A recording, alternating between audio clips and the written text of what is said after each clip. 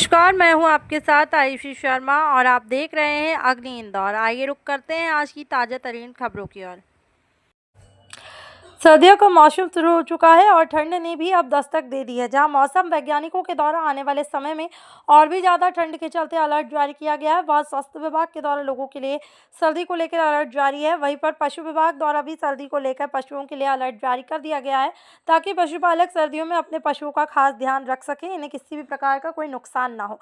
सर्दियों में सबसे ज़्यादा प्रभाव दुधारू पशुओं पर पड़ता है।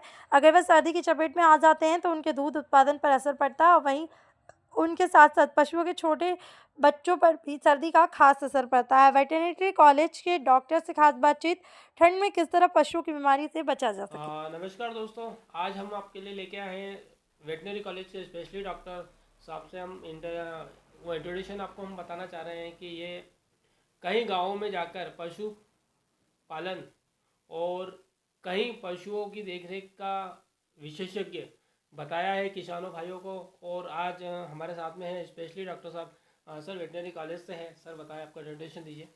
मैं डॉक्टर आर के बघेरवाल हूँ। मैं पशुपालन महाविद्यालय महू के औषधि विभाग में करीब 38 वर्षों तक मैंने अपनी अनुसंधान विस्तार और ग्रामीण क्षेत्रों में सेवाएं दी है। और पिछले 5 वर्षों से मैं हमारे जो विश्वविद्यालय की जो क्लिनिक्स परिसर है उसमें भी मैंने ग्रामीण क्षेत्र में लोगों के साथ बहुत अभूतपूर्व काम किया है, जिसमें मेरे टीम के कई सदस्य थे, चाहे वो सर्जरी के रहे हो, मेडिसिन के रहे हो या किसी भी अन्य विषय के रहे हो। तो उसमें हमारा मूल उद्देश्य यही था कि जो भी दूर दराज के ग्रामीण क्षेत्र से पशु आते थे बीमार होकर, उनकी हम देख रेख चिकित्सा कर उन्हें पूर्ण रूप से स्वस्थ करके अपने गंतव्य स्थान पर भेजते थे। सर जैसे आज ठंड का मौसम शुरू हो चुका है, तो उनको पशुओं को किस तरह से देख रेख की जाए और उनको बीमारी से किस तरह क्या क्या कारण है, जैसे बताएंगे थोड़ा। देखिए, बहुत अच्छा आपने रोचक प्रश्न दिया है। खासकर शीतकाल में जो है हमारे किसान भाई जो है, जो आपने देखा होगा खरीफ की फसल के बाद जब वो खेतों की जुताई में व्यस्त हो जाते हैं, तो ऐसे में पशुओं के प्रति लापरवाही बरतते हैं।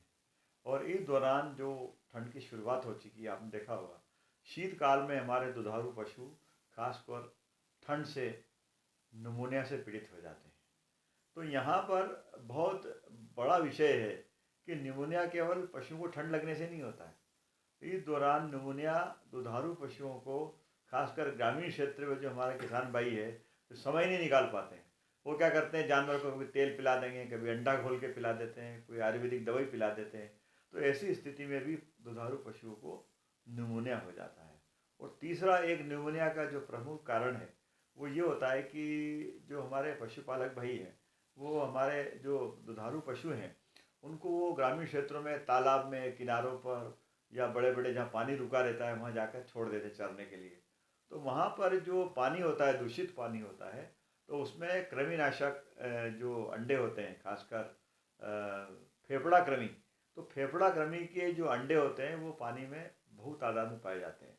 और जैसे ही स्वस्थ पशु उस दूषित पानी को ग्रहण करता है, वो निमोनिया से पीड़ित हो जाता है। तो ये 3 प्रमुख कारण जो है निमोनिया के होते हैं। तो इसमें जो है हमारे किसान भाइयों ने बड़ा जागरूक रहना चाहिए।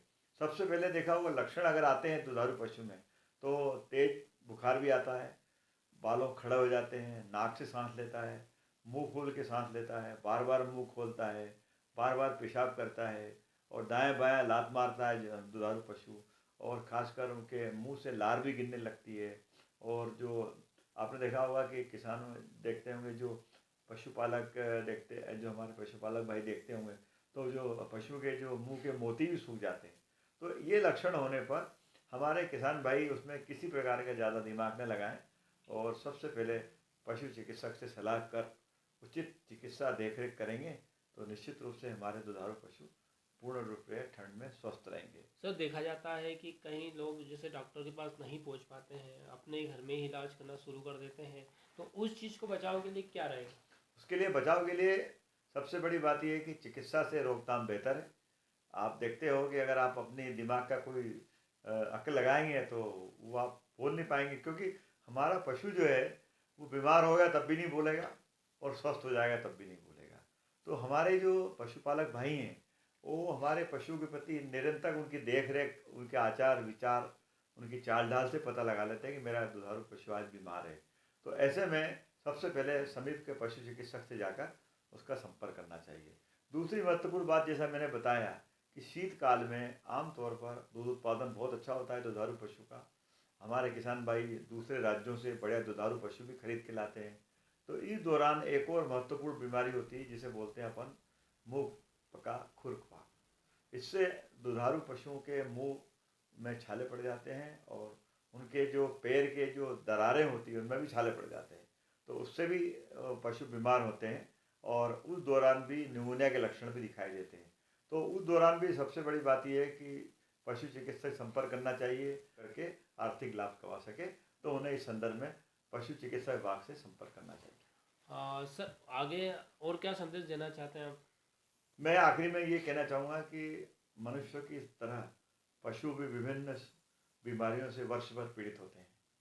ऐसी स्थिति में अलग अलग मौसम में किसी भी प्रकार की लापरवाही न बरतते हुए पशुपालकों ने अपने दुधारू पशु, जो मैंने आपको बताया कि ये लक्षण आते हैं, बीमार होते हैं, तो समीप के पशु चिकित्सालय जाएं, पशु चिकित्सक से पूर्ण राय लें, परामर्श लें। तो निश्चित रूप से अगर ये सही राय लेते हैं तो पशु जो है बहुत जल्दी ठीक हो जाएगा और ठीक होने के बाद जैसे आम रोज़मर्रा की तरह उत्पादन देगा तो निश्चित रूप से किसानों को ज़्यादा फायदा। आपने सुना है डॉक्टर साहब की जो सारी बातें हैं, आपने डॉक्टर साहब ने पूरे मन से दिल से अपनी बातें बताई। उसी के बीच आज हम भी